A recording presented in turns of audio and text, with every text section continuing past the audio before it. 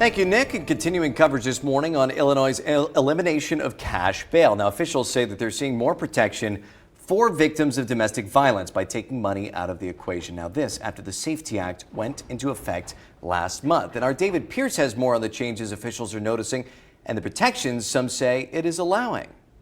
I spoke with a representative with the Illinois Coalition Against Domestic Violence, and they say suspects being able to bail their way out of jail under the old cash system didn't help protect victims against domestic violence. So they believe the new contributions to the Safety Act will help lawyers to fight in court to keep someone detained.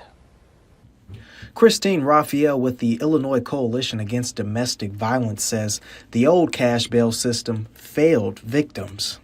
Bond was really a quick process. Someone would appear, they make their plea, the judge has the bond, then the case is over.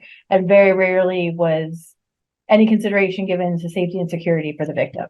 The Safety Act went into effect last month, which focuses on a person being a threat or flight risk.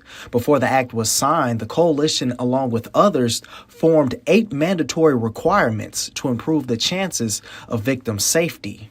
One of them being domestic abuse included in the definition of a threat, and another, misdemeanor domestic violence battery charges being detention eligible.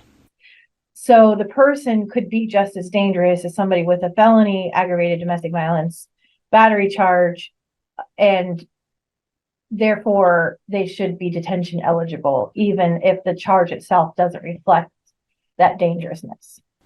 Alexis Mansfield with Women Justice Institute, or WJI, says victims have been put in jail for defending themselves against their abuser, but the legislation may give them a chance to be released before their trial.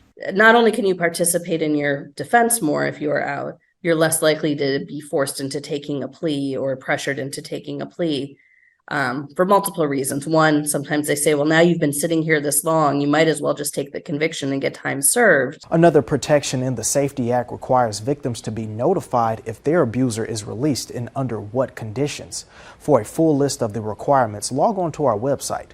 Reporting in studio, I'm David Pierce. Back to you.